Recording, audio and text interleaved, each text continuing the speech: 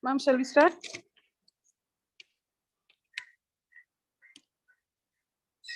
Ma'am, shall we start? Yes, ma'am. Yes, Yeah. we can. Okay. Yeah. Good morning to one and all present here. She is clothed in strength and dignity, and she laughs without fear of the future. She's you, she's me, and she's all around us. Happy Women's Day wishes to all of you present here. As a woman, we play a multiple roles: a daughter, a sister, a wife, a daughter-in-law, a mother, and so on, and also our professional roles. Generally, we manage well in all these different roles, or at least appear to be, which means we don't express our difficulties, challenges, but still manages all these roles effectively, what it demands. In addition to the challenges the women face in the normal course of life, this pandemic forces us to bear extra burden. But in spite of all these difficulties, we were able to handle it effectively. And here today, there is an opportunity for all of us to get better guidance and advices related to our relationship issues, like managing your kids, spouse, in-laws, etc. Remember, apart from meeting the demands of each of the role you're playing, you should have your own personal space and personal aspirations. I'm sure many of you have and may not know how to go about.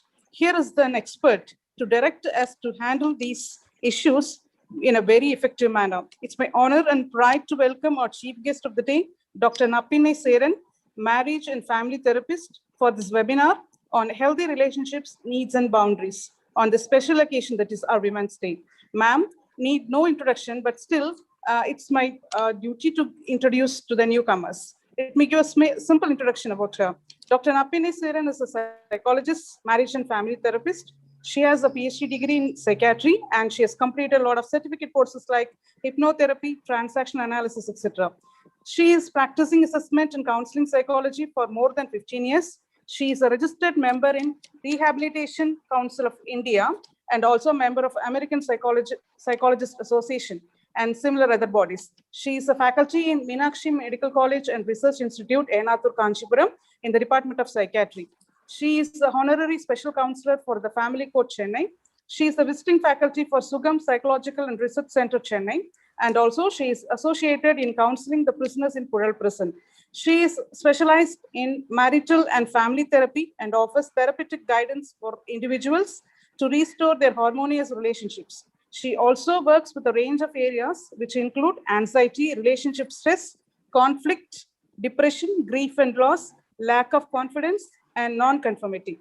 She has published a lot of articles in various psychological journals and been invited by different colleges, schools, industries, and other bodies to deliver lectures relating to the field of psychology. And also, she has spent her thoughts in newspapers and few other magazines.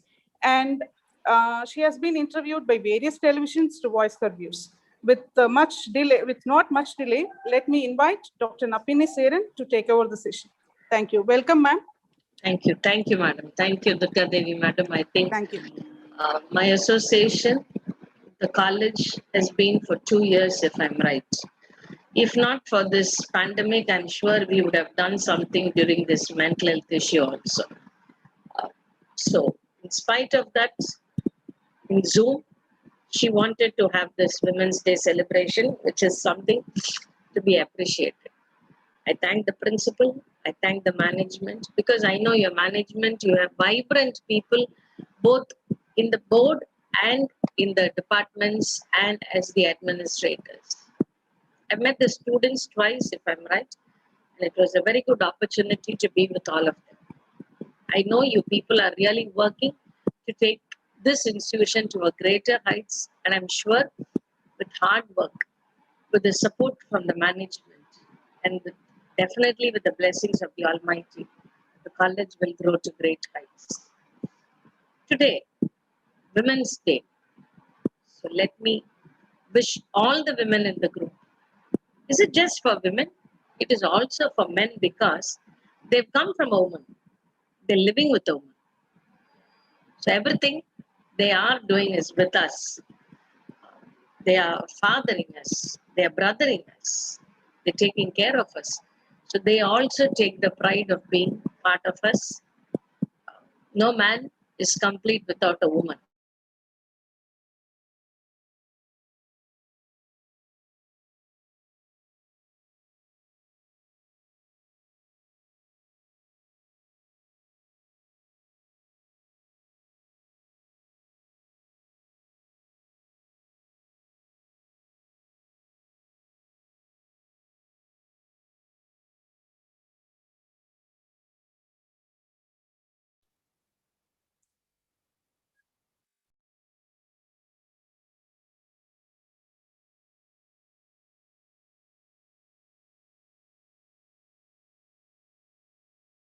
Ma'am, I think your voice is not audible.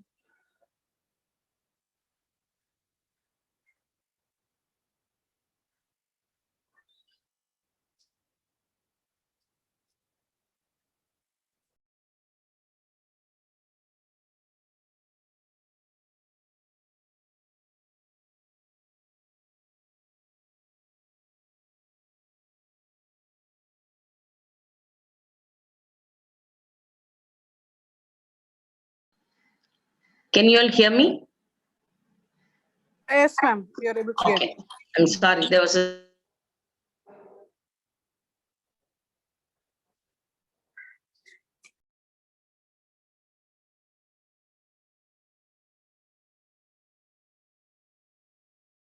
privilege to be part of this excellent college. I thank each one to be here with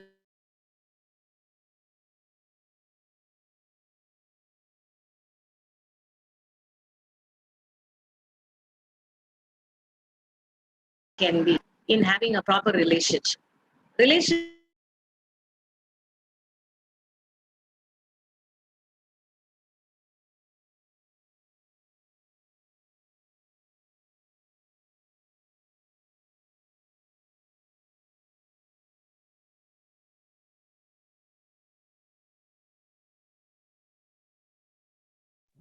Ma'am, we are not able to hear your voice. it could be as a wife, it could be as a lover.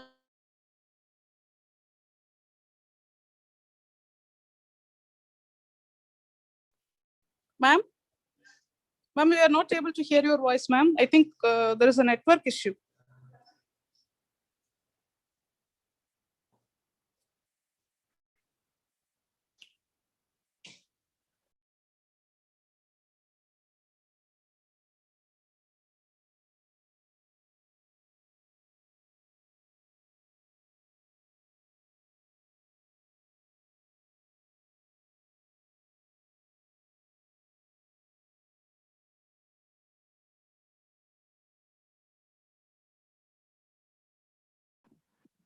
Can you all hear me? Please let me know if there is any confusion in the signal.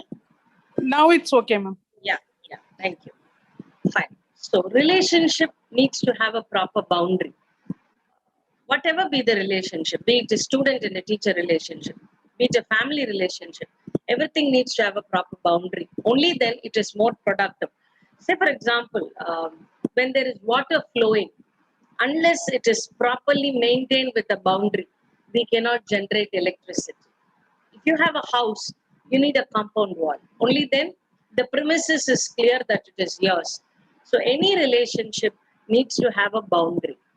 But before going into the boundary and the details of how to have a boundary, I wanted to know or I wanted to ask people, are you aware of what is relationship or what are the most important components of relationship?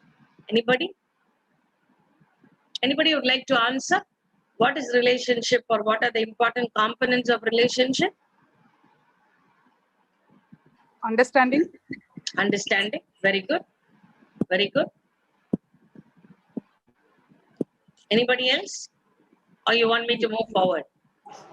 To have harmony. Yes.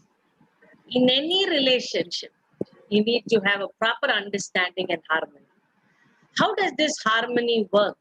There are few skills that we must possess. Today, I thought I will first talk about those skills so that if we have, we can enhance it more. If we don't have, we can develop it. Then we can decide on how to maintain a boundary. Yeah. So let me just share the PowerPoint with you so that all of you can see. Can all of you see what I have? Can you see this? No, ma'am. 1 second, let me get back.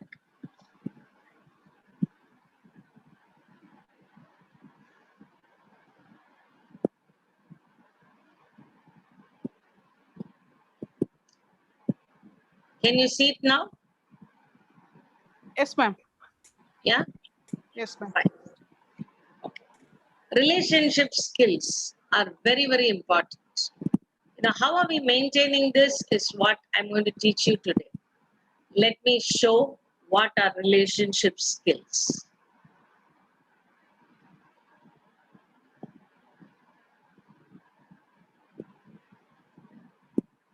No man is an island, entire of itself. Every man is a piece of the continent, a part of the main. We don't stand individual. We don't stand as one piece. We are in a block, could be a chip of it, but we can't be an island. We need people. We are part of the puzzle. Only if all of us join together in proper shape. You know, everybody has a boundary, but it has to be properly fixed. Only then you become a part of the main piece. You're a picture. In that picture, you're a part of it. So let's not stay as island. According to John Donne, who wrote in his devotions upon emergent occasions, he says, we are piece of the continent, a part of the main. So to start with relationship, connection. We all need to be connected. I told you, like persons, we all need to be connected. Only then we can make the main picture. It exists in some connections with one another. As I told you, maybe as a child with a parent, maybe as a friend, maybe as a teacher, maybe in your marriage, maybe with other relationships. We all have a relationship pattern connecting to people with us. Isolation is very different from relationship, though even when isolated, people can mentally relate to others. See, I am sitting in a place totally away from all of you all. We are isolated, technically, physically isolated, but still we are able to mentally relate to each other. So this is a very good form of relationship. Though isolated, we all will say, I was just thinking of you and there you came. You know, what a telepathy. That is what they say. Though you are in different parts of the world, you are mentally connected. Personal relationship offers long term and has a lot of expectation that will continue into the future. It gives you a feeling of attachment, commitment, and obligation. But at the same time, on the negative side, you have hatred, you have despair, which can run deep into any relationship. Relationships keep changing. Initially, you'll just be acquaintance. Then you'll become friends. Then you'll become very, very close friends. So every relationship keeps changing. When you enter the college as a student or as a faculty, the first day will be, you'll be very strict. You will not talk to anybody. You will be very scared to talk to. More than strict, you'll be scared to open up to people. But it keeps changing. Maybe after the 5th year or the 10th year, you know everything there in the college, or you know about everybody there, so you're able to move freely. So your relationships keep changing as time grows. What you do not want done to yourself, do not do to others. This is an excellent state. Confucius is one person who gave lots of such statements, and this is one thing. If you don't want somebody to disrespect you, don't do it to others. If you don't want somebody to shout at you, you don't do that.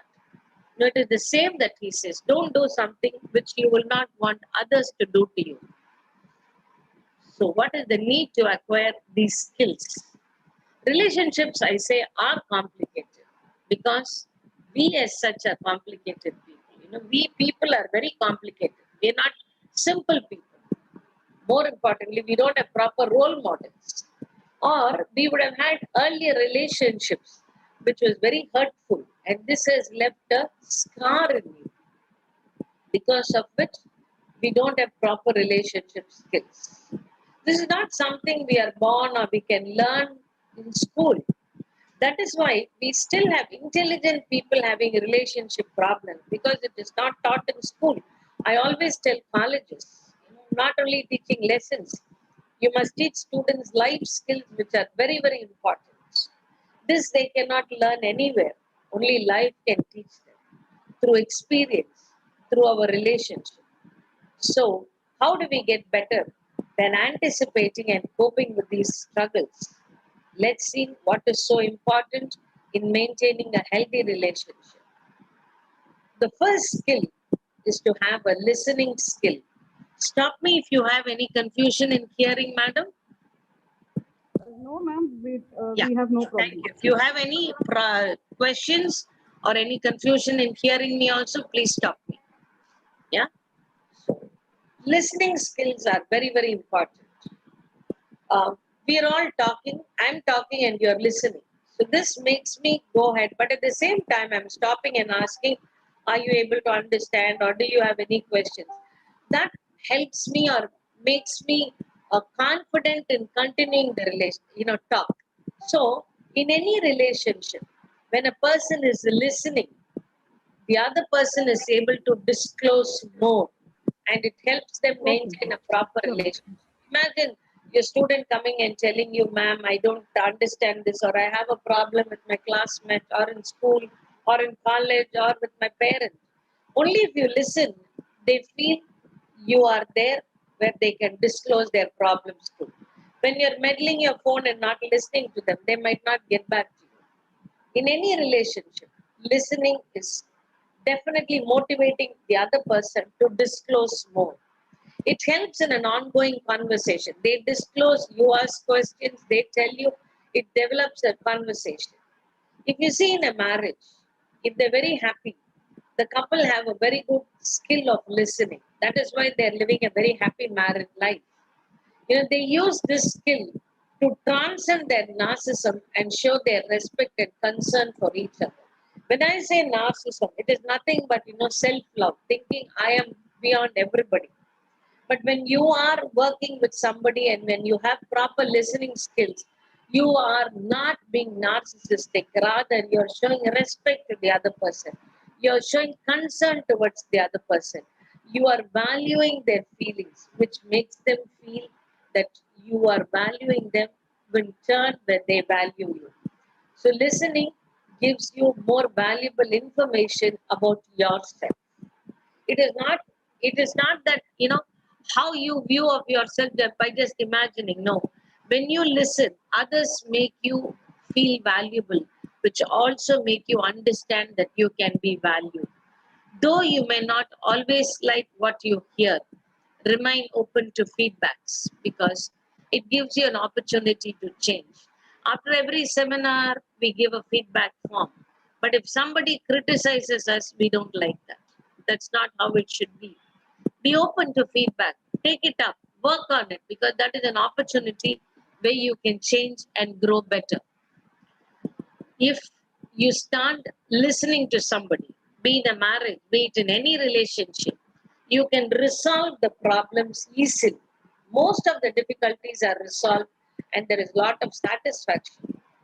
Instead, if you have poor listening skills, watching the TV when somebody is talking, playing with your cell phone when somebody is talking, not showing importance to what they're talking, rather looking through the window. These are all attributes where your relationship is not well maintained. At the same time, when you're defensive or turning out information and you're not listening, no, I don't want to hear anything, just get out. It shows you're willing to clash with the other person and the relationship corrodes. It is like, I don't have to teach you people how iron can corrode, how it can become rusty. So that is what happens when you're defensive and you're not willing to listen. You and your partner, whoever it is, maybe in a marriage or maybe in another relationship with your parents, you need to have a proper communication pattern where you can share what you think and the other person will understand what you feel. Otherwise, if you don't have a proper listening skill, it is like walking on eggshells. You know how it is walking on eggshells? You have to be very careful because it might break. So here you may tiptoe around each other's fragile egos at the expense of honesty. If you don't maintain a proper relationship, it is walking on eggshells. That is their fragile ego which will break any day, and you will not be honest with the person. Rather, you'll be pretending to the person, which is not a good listening skill or a relationship skill for that matter. Once you start listening, the next will be understanding. When you listen, you will definitely understand. So understanding skill should not be used all the time, but you must be flexible in incorporating into your repertoire of responses. See, not necessary you must understand everything. Need not be. At times you can be flexible enough in saying, I'm sorry, I'm not, this is what I'm understanding. Tell me if I'm right or wrong. You know, you can respond. You might be wrong also. It is okay, because be open to learn. So here are certain occasions where you can show understanding skill and you can relate more effectively. If you don't understand, please openly ask. That is what we as teachers tell students. If you don't understand, please ask us. We are willing to teach you. In any relationship, if you do not understand, don't think I should know everything or I am superior. No, be flexible in telling them, I'm sorry. My response is, I did not understand what you said. So let's see how you can show this. When others struggles to understand herself or himself, you can stand there for them. Not all of them will understand themselves. So you can be there to say, see, this is where you are good at. I have understood this is what you can do. So the other person who's been struggling to identify what is their, positives will feel benefited. When another requires help in expressing thoughts and feelings, I understand that you are very upset. I want you to tell them that you're not able to accept what they say. Yes, this is one way where you will motivate the other person. When you understand them, you will also motivate them to express their thought and feeling. When other is trying to manage a personal problem, you'll make a decision. When people don't have proper understanding skills, they will not be able to handle the problem. Whereas when you can understand the problem from 360 degrees, it is not just looking at 90 degrees. Understand every problem, you must look from 360 degrees. So you can take a decision quickly, along with reflecting feelings. Paraphrasing is one of the component skills of showing that you understand. So you're not, when somebody is upset and telling you something, you say, yes, I understand you're upset. When I say the word paraphrasing, it is to tell them what they told in the way that you have understood. I understand that you are very upset with your partner because he did not listen to what you said. So you're paraphrasing whatever they said with their feelings, how they are feeling. This makes the opponent understand that you have understood their problem, and when you give them a solution, they're able to immediately capture it with lot of flexibility. Yeah. So you need to listen. Only when you need to listen, you have proper understanding skills. In any relationship, you need to listen to what the other person is saying. You need to understand. You need to help them to understand, also to help them to express their thoughts, help them manage their problems by reflecting on their feelings and paraphrasing. It is important because only when you paraphrase, people will understand that you understood. Otherwise, they'll keep on repeating it, thinking you did not understand. If you're just closing your eyes and not doing anything, when somebody is talking, they might think you did not listen or you did not understand. So they'll keep on repeating the same thing. So how do you stop them? Okay, enough, yeah, keep quiet. You can't say that. But instead, I get to understand this is what you're trying to tell. Am I right? Oh, yeah, you got me right. So they will not keep repeating. So to understand better, if you have any confusion in what they say, as I told you in the very first sentence, be flexible in asking questions. Ask them, what did you mean by this? Did I get you right? Is this what you're trying to say? Yeah. Ask them questions for better clarity. Understand the strength of the speaker's feelings, whoever is talking to you. Understand whether they're very upset, how strongly they're upset, how strongly they're happy, whatever. Understand the strength of their feeling. Maybe you can help the speaker to express their feelings better by assisting them because you understood what they're saying. Yeah, I get to understand that you're very upset that your teacher scolded you. I know you feel like you want to cry out, you want to go out and talk to somebody. Somewhere you can assist them. People use vocal body messages that are inconsistent with their verbal messages. They may be very upset, but their vocal, they might want to sound very strong. They could be shattered inside, but they can pretend from the body language that they are very super smart. But if you just hold their hands, they will break down. So if you're not clear about the controversy in their expression and what they really feel, you can ask them, are you sure you're all right? Are you sure you mean what you say? Because I understand there is a discrepancy in your feeling and your expression. Are you really sure that you don't need help? Then they might break down or they might say, yes, I have a problem. Yeah. So you can, when you find a discrepancy, you can express it to the person to whom you are talking. Once you listen, once you understand, the third step will be nothing but being intimate, being closer. When I say intimate, it is in every day, it is expressing your personal feelings, or it could be sexual closeness. It is some amount of closeness that you have towards the person, maybe of the same sex, maybe of the opposite sex. It need not have sexual connotation. It could be just closeness, mentally being connected to the person.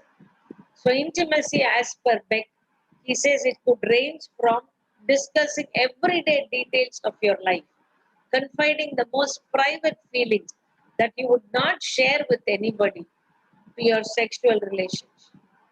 It need not be sexual relationship today because we are connecting to people emotionally, not always sexually. We may have a guru to whom we will confide all our feelings. That is an intimate, it is more of a spiritual connect. That is spiritual intimacy. Yeah, so Beck talks about sexual relationship where you can disclose everything to your partner. It gives you more of foundation where you need to be intimate with yourself. Only then you can be intimate with others. If you don't like yourself, if you don't appreciate yourself, if you don't respect yourself, believe me, you can never be intimate with anybody. The process of intimacy is best served by partners developing a secure sense of themselves as separate persons. In a relationship, we are finding it very difficult to be serving as separate partners. Just a minute.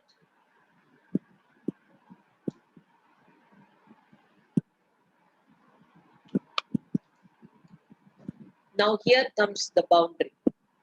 I can be intimate with somebody, but at the same time, I must have a boundary as an individual.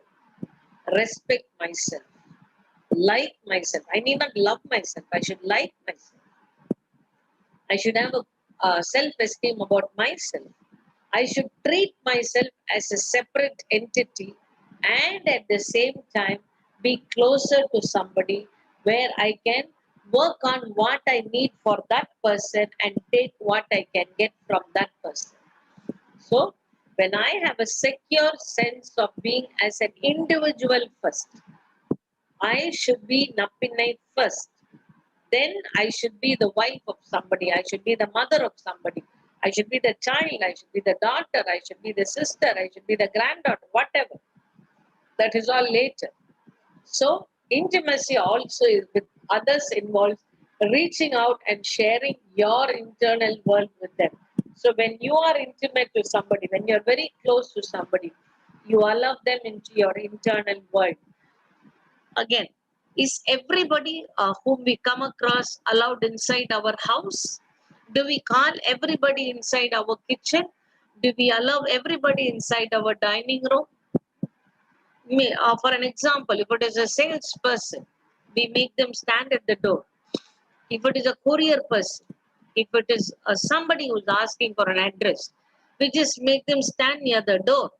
When you know the person, he could be a regular courier person. You know, he's coming in a hot sun. You don't mind making him sit down and giving him water because you've been seeing him for close to 5 to 10 years. But today that is also risky. But we've seen people, maybe if it is your maid, if it is your driver, your maid, you might allow her to the kitchen or to the bedroom because she needs to sweep and mop. Maybe your driver, you will allow him to the hall. If it is some function, you will ask him to sit there and eat. But at the same time, not all relationship is called inside. Only when you are very close to a person you call them inside. But till then, we have boundaries. You are allowed to this level, you are allowed to this level. Only when you have a permissible boundary, your relationship is stronger. If the boundary, imagine the boundary is like definitely a compound wall, which a gate where you can open, allow people to come, allow people to go only when you want. When people want to go, you have to open the gate. You can't say, no, no, you have to stay inside. But you will not allow anybody inside unless you want. You can't be a person opening the door so that anybody can come and go inside. Not that you don't have a boundary, then that doesn't work that way. So you need to be closer to somebody where you can share your internal world. You need to be truthful, authentic, genuine, honest, and realness. These are all nouns. To be truthful, where you will reach out intimately. In a relationship where you're close, you need to be truthful to the person.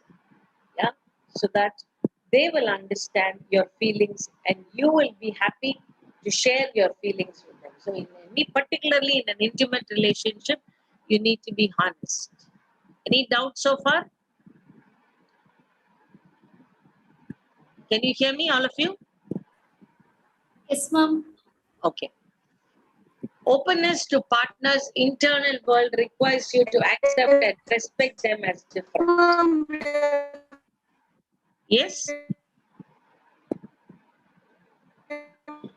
Sorry, I'm not able to hear you. Hello? Are you hearing me? Yes, ma'am. Okay, because I heard somebody talking which was not very clear. Fine. When you accept yourself, you will definitely accept the partner's internal world, which requires you to accept and respect them as different. Please, in any relationship, don't make it very claustrophobic. Don't go and entangle yourself with the person. However close you are, give them the space. When I say you as an individual, you will have a boundary. The other person will have a boundary. Respect that. Treat them, yes, you are different. You come from a different background. No two children born for the same parent have the same qualities. You may look alike. You and your sister, you and your brother might look alike, but you might not have the same quality. So understand, everybody is different. So when you're receiving closeness or intimacy, which means you are concerned about your partner and want to know completely about them. When you're getting closer to somebody, you are expressing everything about you and you want to know everything about the person. This includes everything about their childhood, their background, their present life, their relationships, everything. Say, for example, when you admit a child in college, we ask about, all the details. It is not for intimacy, but when you consider them as your student, you're taking them into the boundary of the college. So we need to know certain information about them so that they will be inside the college boundary. But when you cannot have this, when it is too distant or too enmeshed, there is a lot of a dysfunction or there's an imbalance. There's a lot of dysfunction. Say, for example, if you have your individual self, I told you, your boundary will be very close to you, maybe little so that you can move. You can't have a boundary where it will be very far off, very distant, so people can't enter. Not possible. Or too enmeshed. That is, you are entering into somebody's boundary, you're allowing somebody to enter into your boundary, you're confusing, there is no proper limitation, then it doesn't work that way. There is a lot of dysfunction. Yeah, when there is no proper boundary, in an intimate relationship also, it is dysfunctional. So we saw listening, understanding, intimacy, then we have companionship skills, which helps both the partner and you to avoid loneliness in any relationship. Maybe your mother, your father. When I say partner, it is not only sexual relationship. It could be your friends. We use this companionship because we want to feel wanted. We don't want to feel lonely. We share activities which strengthen our relationship during the course of time. It keeps us connected with each other.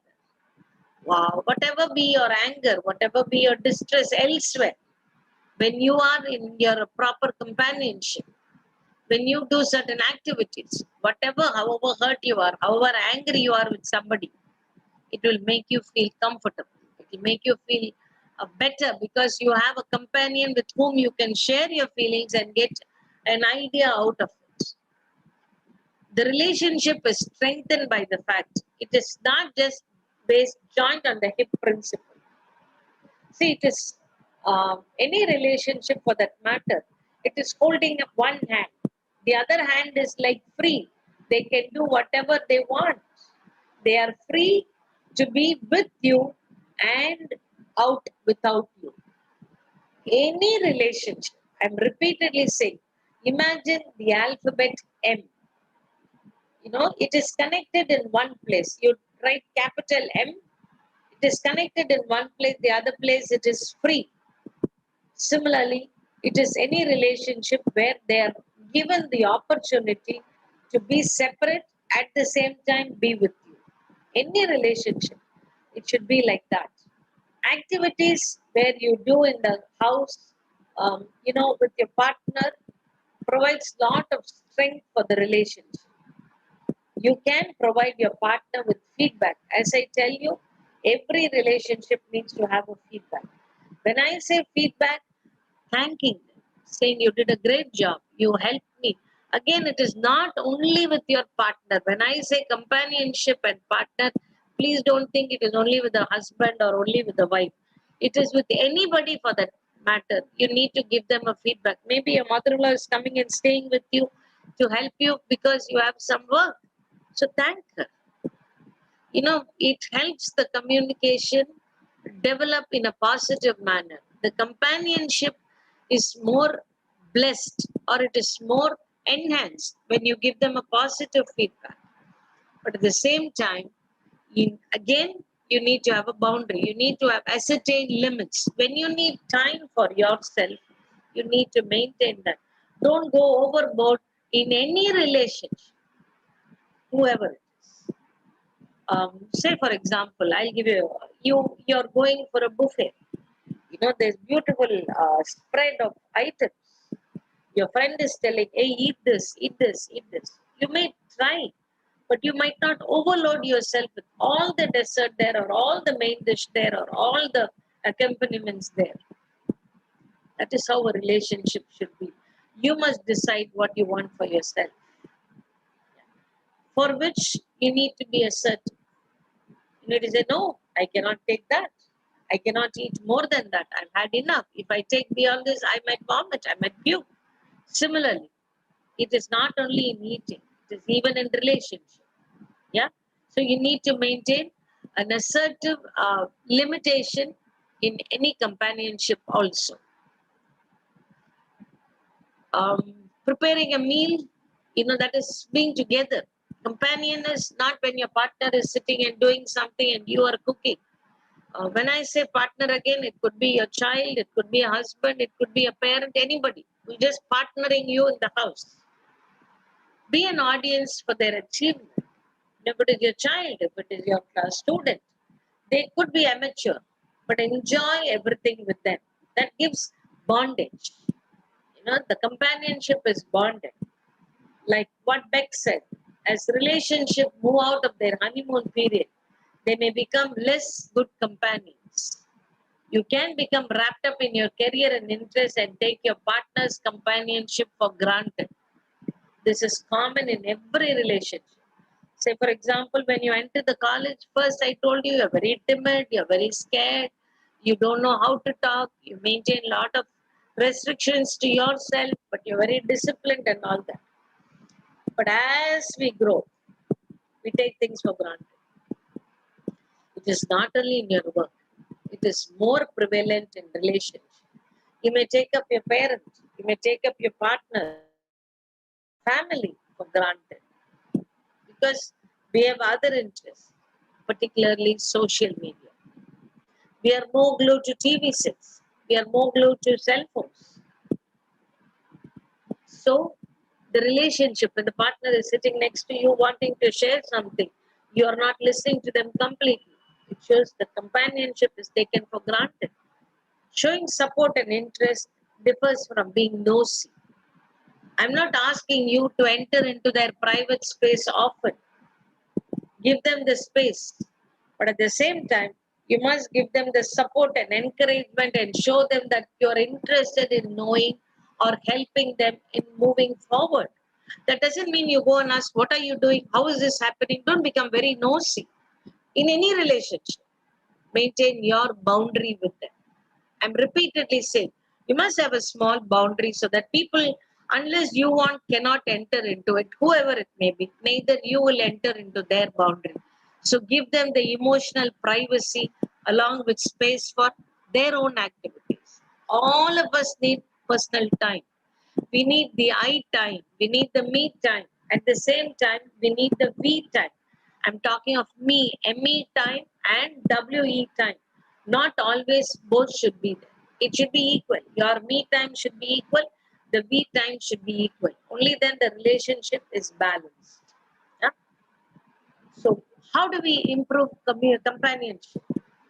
Having coffee or tea together, listening, a radio, singing together, gardening, playing, telling stories, massaging, back rubbing, doing meditation, praying together, talking, sitting together in the outdoor, just gazing at nature, entertaining relatives, cooking, listening to cassettes, playing, going for a holiday. There's so many things that you can do. Uh, More than all this, you might know what to do. So do something to improve your companionship with anybody. Sexual relationships, I thought, is something very important but not spoken much about. Am I right? I want the participants to answer this question. It Yes, is ma'am, of course. important, but it is not spoken about because there is a taboo. Yes, ma'am. There's a lot of taboo about it. But I took this opportunity because there are all women. Something needs to be spoken about sex because if you are married, either you're faking to be happy. Because we women think I cannot ask for sex. It is bad. Or I am here only to be a person giving sex. ரெண்டு charge வச்சுன்னா message on பண்ண முடியாது ஒன்றும் பண்ண முடியாது அவ்வளவு மூத்தி மூடி வச்சிடலாம். Sorry, I can't hear you. Fine. Okay. Sexual relationships are fraught with pleasure and difficulties. Each of us could have a different appetite and taste. So don't try to mimic what your friend says. You might be totally a different person in your appetite and taste. It is far from the only kind of sex act. There's so much of things that can happen. I'm saying sex is not something to shy away from. Again, it is something like your day-to-day activity, like eating, drinking water. So don't think it is bad. It is taboo to talk against us. We are not wanting to discuss this because we think sex is very bad. Numerous behaviors are sexual, apart from just having intercourse, flirting, dating, having romantic dinners, have connections with sex. The frequency of having sex can guarantee whether you're satisfied in the relationship or in the activity of sex itself. Both partners need to engage in active sex. They need to be responsible for not contributing to the disease or ill health of the other partner. So sexual activity is different from every person. Don't try to mimic what the other person is. There's nothing wrong in openly expressing you be honest. What is it that you want? Ask direct questions. If you think your partner needs to use a condom, please talk about it. Learn about what are the sexually transmitted diseases. See how you need to be clean, how your private part needs to be clean, which will prevent you from getting into complications. And need to talk to your partner also. Probably not in a very aggressive manner, but in an assertive manner. You need to communicate about sex not only in bed, even out of bed. You know, your partners can best talk in detail about the problems out of bed so that when you get back to bed, you are finding it pleasurable and more warm and healthier. So don't put down the other person, but communicate to the other person about the difficulties or about your requirements or about the problems during the activity. Emotions are very important. You need to be emotionally connected to the person to have a proper good sex. Again, sex needs to have an expression of tenderness. It is not only in bed, even out of bed. You need to be with your partner, connect to your partner, support your partner, help your partner, so that when you are on bed, it enhances the relationship. Discuss without fear. Don't be offensive. Don't blame somebody. Understand both the male and the female can have likes and dislikes in sex. They're independent. So not necessarily you have to go with somebody's flow. You can have your likings. You can express it. Disclose about your sexuality.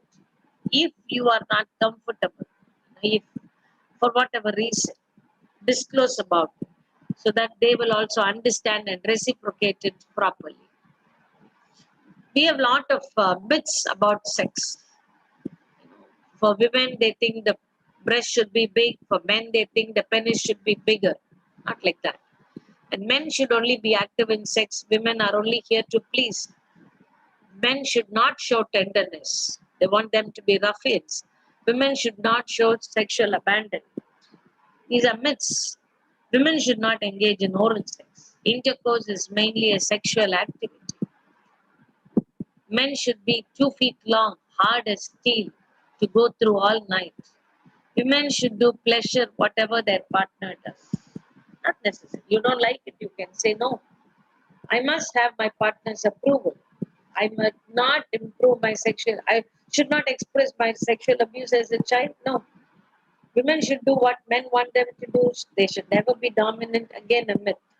My partner and I should work at sex. Sex change must come quickly. Not possible. There are a lot of unrealistic rules and regulations in sex. So, once all this is there, we are all positive steps. I thought we will go into the negative one, which is conflict management, which will strengthen any relationship. When there is a problem, confront. This is the problem. Talk about it. Understand the other person's perspective. Don't just talk from your perspective. Understand what the problem is from their perspective. Learn to look from their perspective. Show empathy. Oh, okay, I understand. Now you state the problem. You define the problem. Find out what are solutions. Both of you sit and discuss about it. Then come on a preferred solution. These are conflict management skills. Whatever you do, it need not be with somebody. When you have a problem, take a piece of paper and write down. First, find out what is the problem that is disturbing you. Look at it from everybody's perspective. Yeah. Understand the problem. Look for solutions. Work, think about, brainstorm. What will happen if I do this? What will happen if I do that? Then come to an agreeable solution. Then comes exchanging of rewarding behavior. When you are in a relationship, it is not that you only need to get what you want. You need to give importance to the other person. Make the other person feel wanted. Make independent list of rewarding behaviors to offer your partner. Appreciate them every day. Whatever they do, something good. Anybody, to be a student. Review pretty often on whatever you've been working on. Maybe with your student or maybe with your partner. Comment on whatever they've done in a positive manner. Revise what needs to be done next so that you can have a better arrangement or a progress in the oncoming days. When I say boundary, this is very important. Assertiveness. Learn to say no when you have to say no. It promotes human relationship. It enables you to be the best for your own self.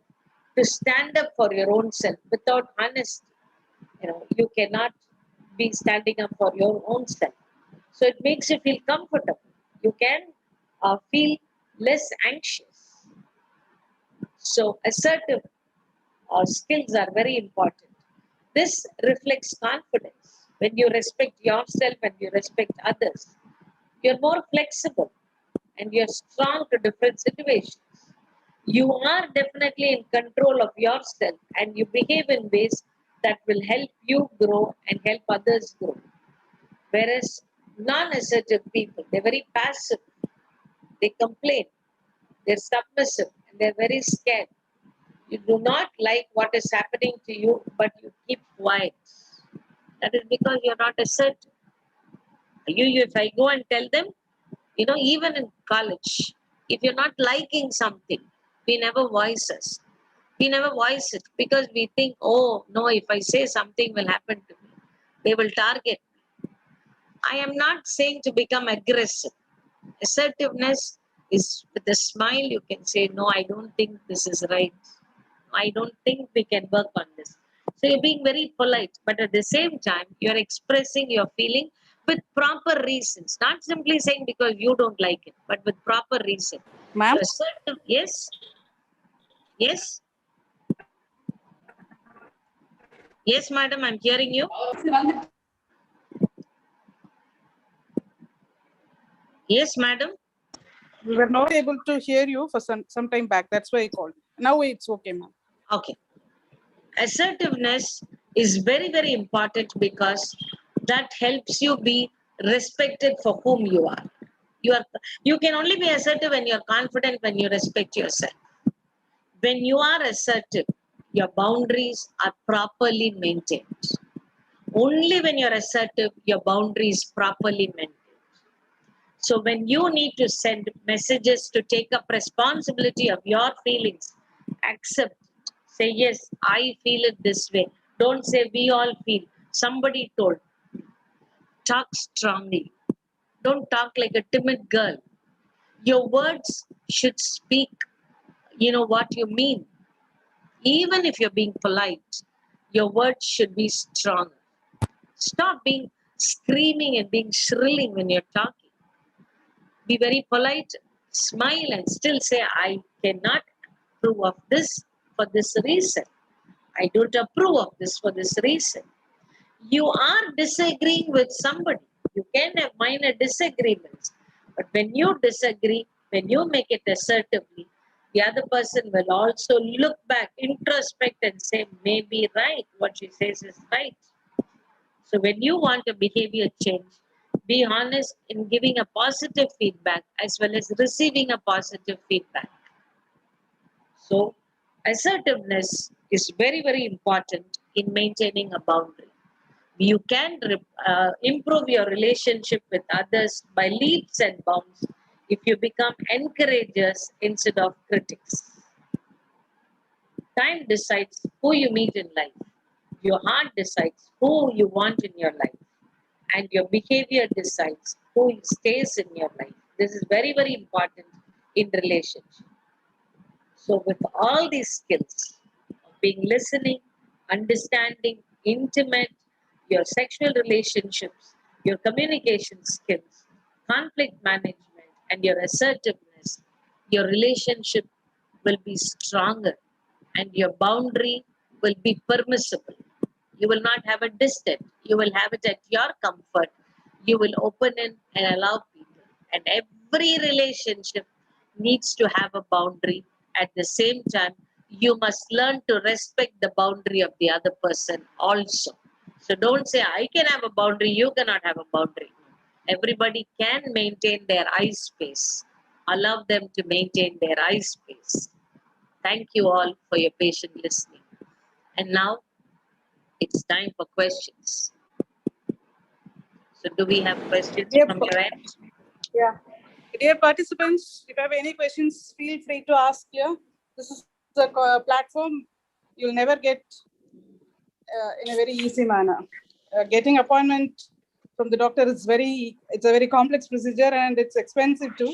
Ma'am is available here, so you can use this opportunity.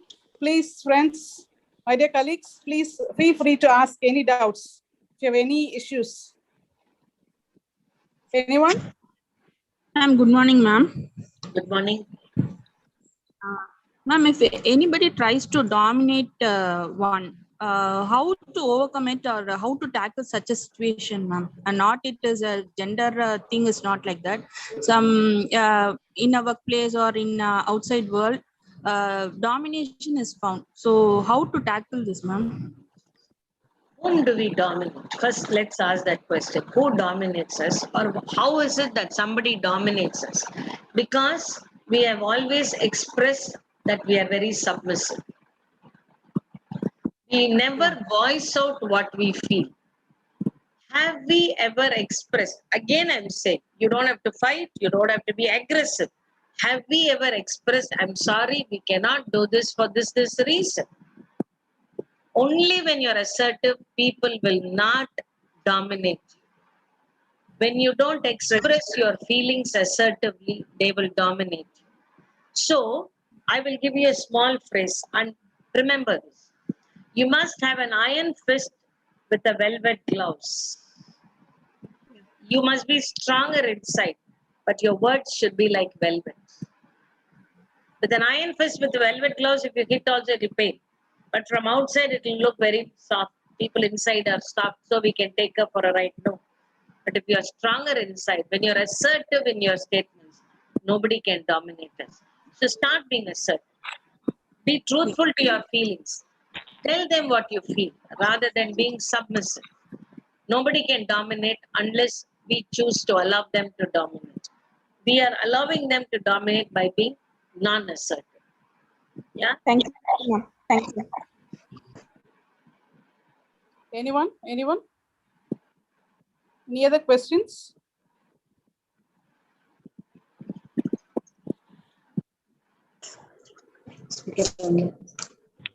Good morning, ma'am. Hello. Morning. Ma'am, could you suggest us a few other? You have suggested us many skills. Besides that, could you tell us how we can improvise our mental strength, mental health as a woman? That's an excellent topic. That is what I'm going to talk about today afternoon for the National Mission Scheme. Yeah, good. Women first should respect themselves, yeah, for having a peaceful mental well-being. Beyond that, we must understand the purpose of our life. We must be able to grow more. You know, we are like stagnant. The mental health doesn't improve. Be more positive. Make more connections with people. Be connected to people. You know, be a nature lover. Do what you like to do. Focus on your positives. You know, then you can work on your negatives. We are always scribbling, I don't have this, I don't have that. We are never happy with what we have. That is an impact on our mental health. Be happy with what you have. Work on your strength. Then we are only looking at, oh my God, how will I do this? This is such a bigger task. Don't look into the entire staircase. Take the first step. Then you will reach the last step. When you look at it, oh my God, how will I climb this? But when you start doing little by little, you will move forward. Don't look what is around you. Look at what is within you and bring it out. That is a miracle of life. Anybody for that matter, your mental well-being is only when you are in harmony with what you think and what you do. When you think something and you do something, your mind is never in harmony. It affects your mental well-being. So be truthful to your feelings. Then you are in harmony. If you are angry, ask yourself, why am I angry? Because they did not do that. I want somebody to be the way I want them to be. When you start accepting people the way they are, your mind is in peace and you're harmonious. So acceptance is very much important. So accept people the way they are. That makes you more happier person and a person with good mental health. Yeah. Thank you, ma'am. Thank you so much. Any other questions from the participants? Ma'am, I have a question. Yes. Ma'am, sometimes if we Ma'am? get hurt. Hello? Hello, can you hear me? Yeah, ma'am? yeah, I can hear you. Yeah, please. Ma'am, sometimes what happens is like we are hurt, but maybe after some time also it is not going off from our mind. Whenever we see the person, it gets repeated inside our mind. We want to get rid of it, but still it happens. So how to get rid of it, that ma'am? Certain negative impact Sometimes that the you had with the behavior- person. Yeah, their behavior, maybe sometimes their words. So it keeps on repeating inside our mind whenever we face that person. And even if we want to keep ourselves in harmony with them, it is inside our subconscious, and it keeps repeating. It says, no, this has happened. How come we can't get in harmony? Excellent question. Excellent Thank question. We all need this. We all have this. How? Because we are never forgiving somebody. When you That's learn to forgive the person, you will never carry this problem. When you learn to forgive and say, okay, this is all what you know, do it. Forgive them. It's okay. You did it without knowing. It's okay. You are at peace. Otherwise, they would have hurt you, they would have forgotten you. You will be carrying hurt after hurt, and your mental health is being affected. correct, ma'am. Yeah, it is like carrying. I just want to tell a small story. Maybe I'll take 2 minutes. There's one man who wanted to go. He went to a guru and asked, "Sir, I want to let go of all these, negative comments or criticism or whatever happened in my life. How do I let go of it? And I have a lot of anger towards it." So the guru says, "I want you to bring a bag of potatoes." This boy is wondering, what has potato got to do with forgiveness, forgetting, and all that? He says, gets a sack of potato. Guru says, carry this wherever you go. You should never put it down. Even when you're bathing, yes. This man is confused. What do I do? How do I do that? He takes it everywhere. Slowly it starts getting soiled. It's stinking. One potato gets soiled, it's stinking little. Slowly the other potato is getting soiled. Because of one, it is infecting other. The other is getting infected. The entire bag is stinking. So this man says, "Oh my God, Guru, I can't carry this. This is stinking." And you see worms coming out of it. Guru says, "Oh my God, I'm so sorry. I forgot potatoes can get soiled because you're keeping it when you're bathing also. So throw it away." "I'm sorry, throw it away. I too feel there are a lot of worms. Throw it away." This man happily goes and dumps it. He comes again after 2 days. "Guru, I did throw the bag, but it is still stinking. I am still not, away from the order. It is stinking very badly." Guru said, "What do I do? You threw it, but it is still stinking because you were carrying it all the while on your shoulders, and your body is taken the order of it. It will take time. So forgive them. It leaves you. So you are carrying a bag of all the hurtful feelings which are causing worms in you. So when you throw it and forgive people, you are peaceful. Yeah, it might be difficult, but we Thank need, you. and it is possible. It is difficult, but it's still possible. Yeah. Yes, ma'am. Thank you, ma'am. Thank you. Any other questions? Hello. Yes, yes. Yeah, I have a question. Yeah, please, ma'am. Good morning, ma'am. This is Anuja from Department of IT. Go ahead. I'm hearing you. Yeah. Like when it comes to any relationship, whenever we are not being acknowledged, we are getting upset, and also it may be from others. I mean, from perspective, it may be intentional or something else, but we are getting upset. Actually, how to overcome this issue, because it really hurts. when we are not being acknowledged for the things we are doing. So how to overcome this stress? Okay. In any relationship, when you're not acknowledged, definitely it is very stressful. But again, have you ever voiced to the person that you are never acknowledged and it affects you? Have you assertively expressed to the person that it affects you? That is why communication is very, very important. You need to tell the person that you are affected. How will they? They will assume that you are not affected. They will just assume. You might go overboard to do everything for them. They will think you are happily doing it and you're not expecting anything from them. You need to put it across. That is why I'm saying be genuine to yourself, be honest to yourself. Say, I expect appreciation at this juncture. I need to be told that this work that I did for you is good. So I'll be happy. You don't have to demand, but at the same time, you need to express. Most of the time, the problem is we are either silent or we are demanding.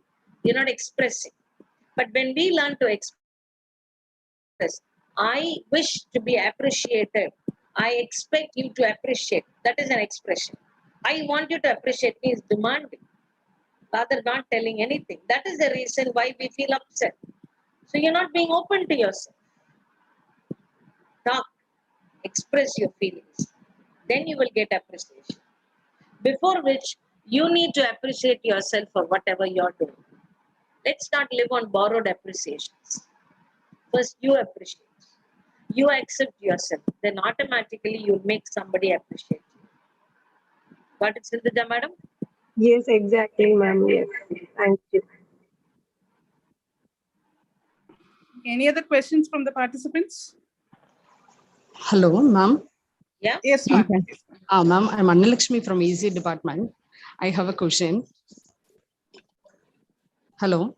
Yeah, I'm listening. Please go ahead. Yes. Ma'am, actually, I have two daughters. One at the age of 13, another younger girl having at the age of 8. Actually, they have all the times they will be having fight. Your voice is breaking, Annalakshmi madam. Whatever they need will be things, but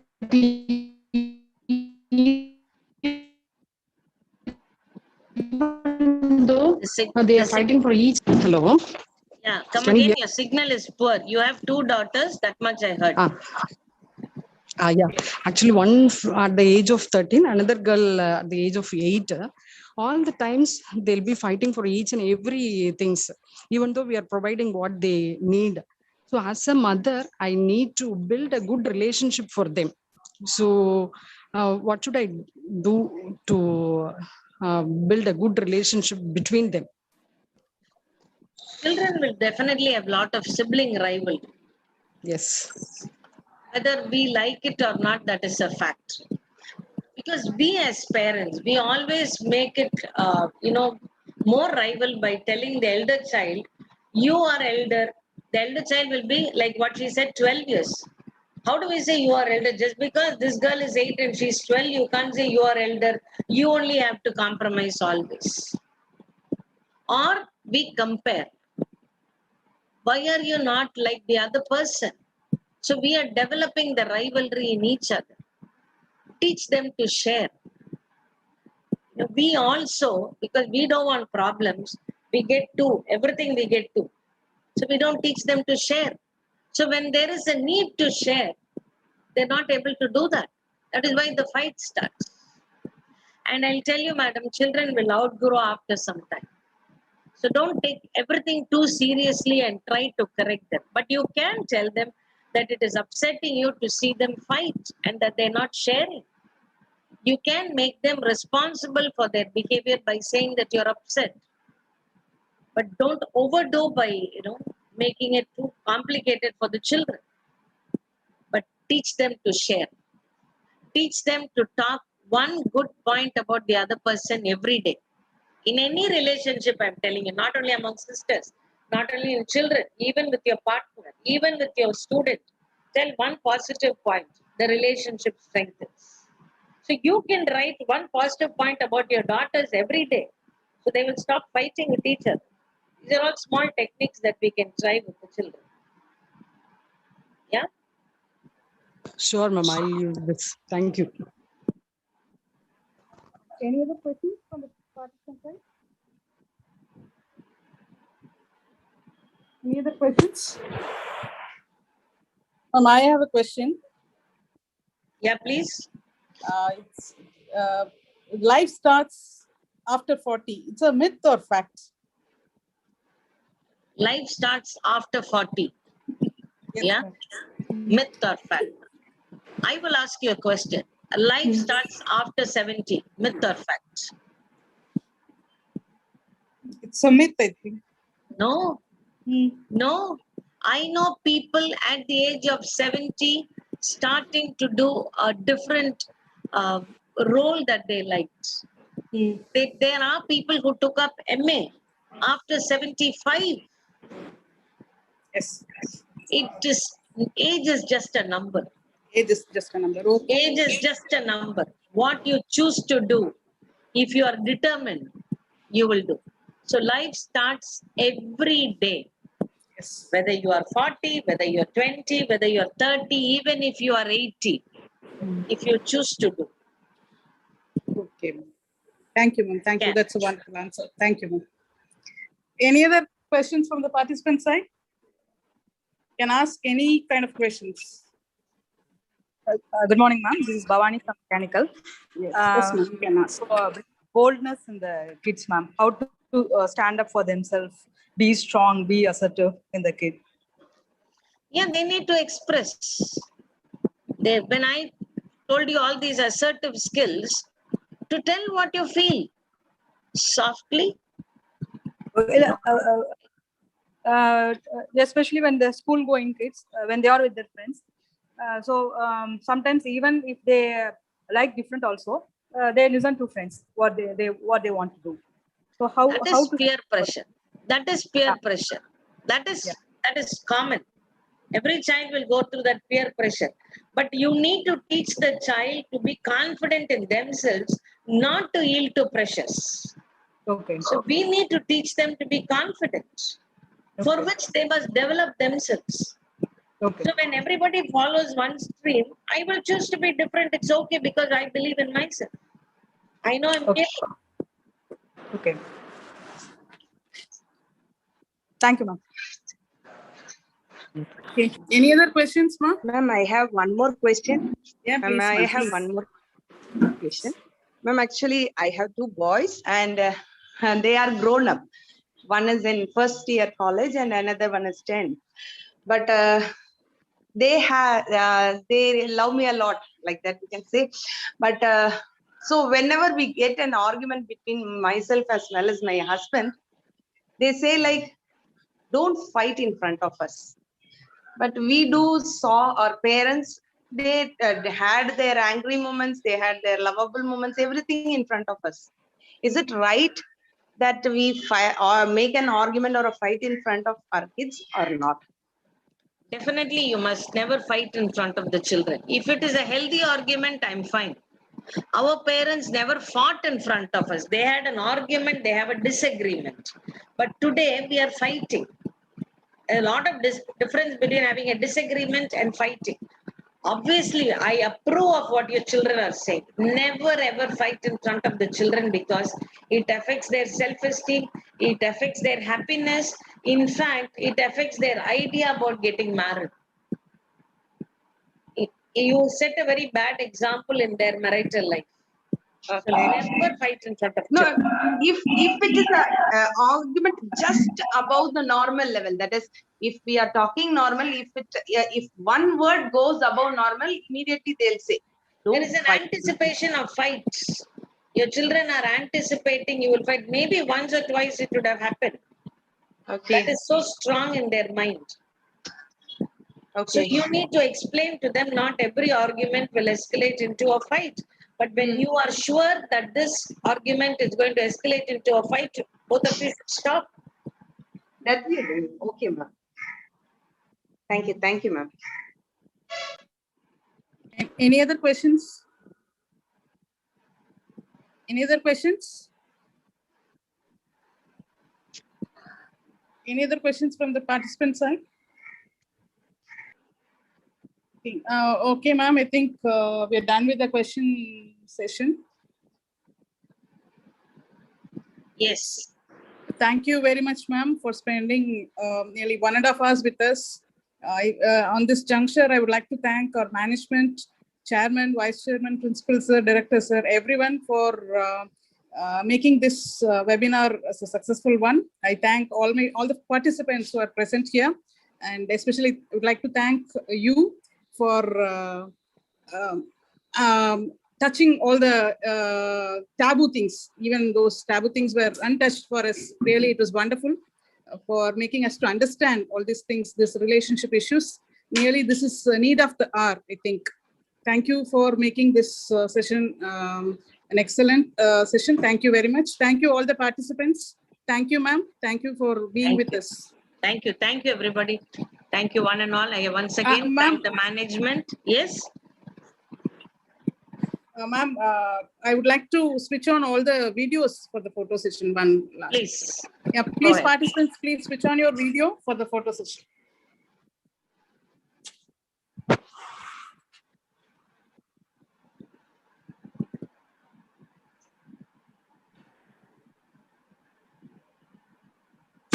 I request all the participants.